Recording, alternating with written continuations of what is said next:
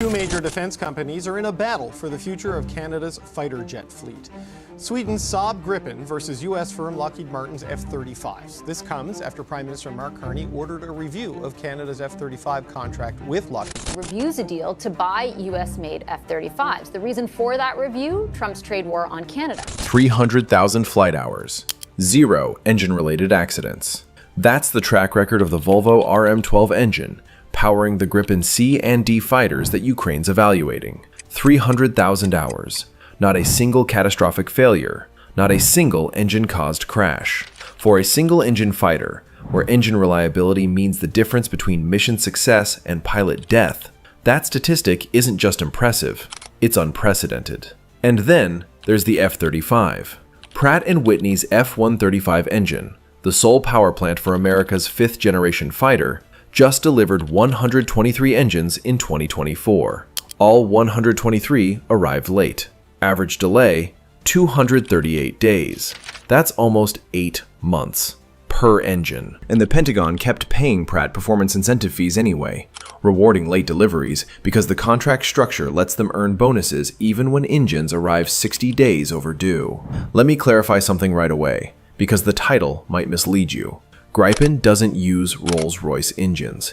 It uses General Electric technology, specifically the RM12, which is a Volvo-built derivative of the GEF404, and the newer Gripen E uses the GEF414. But here's why that matters more than the title getting it wrong. General Electric's F404 family has powered fighters reliably for decades. F-18 Hornets, F-117 Nighthawks, T-7 Redhawks, Korean KAI T-50, Indian HAL Tejas. Proven, battle-tested, reliable across multiple platforms and countries. Pratt & Whitney's F-135. It only powers one aircraft, the F-35. There's no backup, no alternative application, no distributed risk.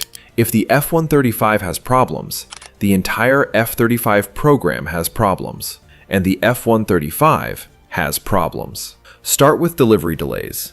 The Government Accountability Office documented it clearly. Every single F-135 engine delivered in 2024 was late. 100%. Not 95%. Not most of them. All of them. 238 days late on average.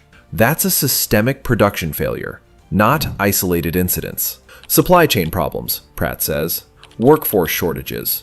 Production bottlenecks. All valid excuses that don't change the fact that F-35s are sitting on assembly lines in Fort Worth, Texas, waiting for engines that arrive months late. The GAO also found something infuriating about the incentive structure. Pratt can deliver engines up to 60 days late and still earn performance fees intended to reward on-time delivery. 60 days. 2 months. Miss your deadline by 8 weeks? Still get a bonus. The report called it out explicitly. The government should stop rewarding this behavior. But the contracts keep getting signed with the same terms, and Pratt keeps getting paid for late deliveries. Now contrast that with Gripen's engine story. The RM12, developed by Volvo Aero, now GKN Aerospace, from the GEF404 platform, was specifically redesigned for single-engine operation. The F404 had only flown in twin-engine jets before. F-18 have 2 engines. Lose one, you can still land. Gripen has 1. Lose it, you're ejecting. So Volvo took the F404 and made it more reliable. Increased thrust from 71 kilonewtons to 80 kilonewtons. Improved resistance to angle of attack and side slip. Simplified the design. Reduced weight. Made it maintainable in the field by technicians who don't need years of specialized training. The result was an engine that flew for over 300,000 hours without a single engine-caused accident. Robert Johannesson from GKN Aerospace called it truly unique, and a big feather in the hat for Volvo Aero. The secret wasn't just good initial design, it was meticulous maintenance. When operators send engines to GKN's Trollhättan facility for service, technicians don't just fix the specific module that failed. They check the entire engine, catch problems before they become failures. Prevent issues operators haven't even detected yet. That philosophy, preventive instead of reactive maintenance, is why RM12 has never failed catastrophically. And it's why Swedish Air Force officials were confident enough to give GKN the contract for maintaining the RM-16, the designation for the newer GEF-414 engine powering Gripen E. They'd proven their capability with RM-12.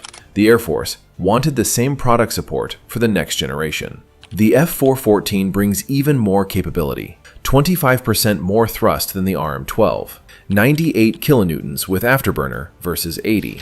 That enables Gripen E to supercruise, flying faster than Mach 1 without using fuel-guzzling afterburners. The engine also features improved three-dimensional aerodynamics, better high-pressure turbine, advanced cooling systems, 16% more airflow than the F-404 fan, technology that GE developed for the F-18 Super Hornet, proven in combat, scaled for Gripen. And here's the kicker. In 2017, the RM-12 demonstrated excellent performance running on 100% renewable biofuel. Not a testbed modification, the production engine, running on biofuel, performing well both in flight and on ground. That's flexibility. That's sustainability. That's an engine designed to adapt to changing operational requirements and environmental regulations without requiring complete redesigns. Meanwhile, Pratt & Whitney is struggling to deliver the engine core upgrade for the F-135. The ECU is supposed to provide additional power and cooling capacity needed for F-35 Block 4 upgrade. More advanced electronics, better sensors, improved electronic warfare. All of it requires more electrical power and generates more heat. The current F-135 can't handle it, so Pratt's developing the ECU to boost capability. Originally scheduled for completion in 2026 at an estimated $10.6 billion, the ECU is now expected to cost $16.5 billion and won't be ready until 2029. That's a $6 billion cost increase and a 3-year delay for an upgrade to an engine that's already causing production bottlenecks. And even the 2029 timeline is uncertain. Jill Albertelli, Pratt's president of military engines, declined to confirm whether engines would be ready by then when asked at the Paris Air Show in June 2025. "We're working the timeline with the JPO," she said. "We'll see how that ends up." Critical design review, the milestone that closes the design phase, was supposed to happen in mid-2025. It's now expected mid-2026, a year late. And that's just design review. Actual production and testing come after. Fleet integration comes after that. The upgraded engines aren't close to ready, and the Block 4 aircraft that need those engines are being delivered incomplete, waiting for retrofits that won't happen for years. The ripple effects are severe. F-35 production is slowing. The Air Force cut its 2026 purchase from 48 jets to just 24, half of what was planned. Chairman Mike Rogers of the House Armed Services Committee explained the decision as prioritizing funding towards sustainment and modernization over buying incomplete jets. Translation? We'd rather have fewer fully capable fighters than more jets that need expensive retrofits later. That's damning criticism of the program's execution. International partners are watching nervously. Countries that committed billions to F-35 purchases based on promised capabilities are now seeing those capabilities delayed indefinitely. Block 4 upgrades won't arrive until the mid-2030s at earliest. Engine improvements won't be ready until 2029. Maybe.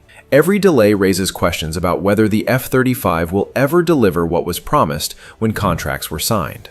The F-35 program tried to avoid this. There was competition to develop an entirely new adaptive engine that would provide even better performance and efficiency than an upgraded F-135.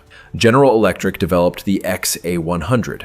Pratt developed the XA-101. Both showed promise in the adaptive engine transition program, but in June, the Pentagon decided upgrading the existing F-135 was less expensive and less disruptive than switching to a completely new engine. They chose cost savings over performance improvement, and now the upgrade they chose is $6 billion over budget and 3 years late anyway. An industry source familiar with the F-135's development history explained the problem. The engine was never a true fifth-generation design. During the competition for what became the F-22, Pratt's F-119 beat General Electric's F-120, not because the F-119 was superior in performance. It wasn't. GE's engine was more technologically sophisticated, but Pratt's was considered lower risk, safer, more conservative. The Air Force chose reliability over cutting-edge technology, and that philosophy carried over to the F-135, which is derived from the F-119. The problem is, the F-35 isn't conservative. It's pushing technological boundaries everywhere except the engine. Stealth, sensor fusion, advanced avionics, network-centric warfare, all of it demanding more from the power plant. And the power plant, designed with a conservative, lower-risk philosophy, can't keep up. So now we're running a supposedly fifth-generation program with a substandard engine, the source said. Almost like a repeat of the mistakes made on the B-29 program back in World War II, until the engine receives a real upgrade or is replaced by a completely new engine. The aircraft will suffer availability rates and reliability problems that keep increasing. And they are increasing. Full mission-capable rates for F-35s remain below 40% for the A model, and below 20% for B and C models. Engines are a major contributor. Can't fly the jet without a working engine. Can't maintain full mission capability if engines need constant servicing. The F-135 has accumulated over 1.7 million flight hours across more than 1,300 engines produced. Pratt touts a 94% full mission capability rate for the engine itself. But that stat measures whether the engine works, not whether jets with those engines are mission ready. And the jets aren't ready, because even if the engine technically functions, if it needs maintenance, if parts are delayed, if cooling systems can't handle Block 4 demands, mission capability suffers. Compare that to Ukraine's experience with engines. F-16s use Pratt & Whitney F-100 or General Electric F-110 engines, depending on variant. Ukraine's F-16s have flown over 1,300 intercept sorties, 80% of Ukrainian Air Force missions, 300 ground strikes. And while there have been losses, none were attributed to engine failure. The engines work. Pilots trust them. Missions get completed.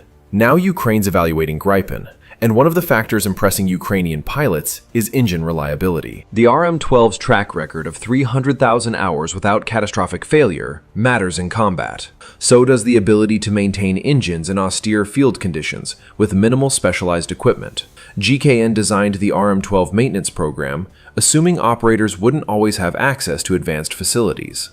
Ground crews with basic training can perform routine servicing. Major work gets done at centralized facilities, but day-to-day upkeep doesn't require Pentagon-level infrastructure. Ukrainian pilots who tested Gripen E in Sweden in September 2024 came away impressed by more than just the aircraft's dispersed operations capability. They noted engine responsiveness, quick starts, reliable thrust across the flight envelope, the kind of confidence that comes from flying with a power plant that has 3 decades of proven performance. When you're operating from highway strips under Russian missile threat, knowing your engine won't quit during takeoff or landing isn't a luxury. It's survival. That autonomy matters for Canada evaluating fighter options, because proven engine reliability matters more than promised future upgrades. Because 300,000 hours without failure beats 123 late deliveries. Because General Electric's distributed technology base beats Pratt & Whitney's single-source dependency. The title got the manufacturer wrong. Reliable, timely, independent, and available. Pratt & Whitney's F-135 can't compete with that. Not when every engine arrives 8 months late. Not when upgrades cost $6 billion more than estimated. Not when the entire F-35 program waits for engines to catch up with promises made 2 decades ago. 300,000 hours, 0 failures. That's Gripen's engine story, and Ukraine's paying attention.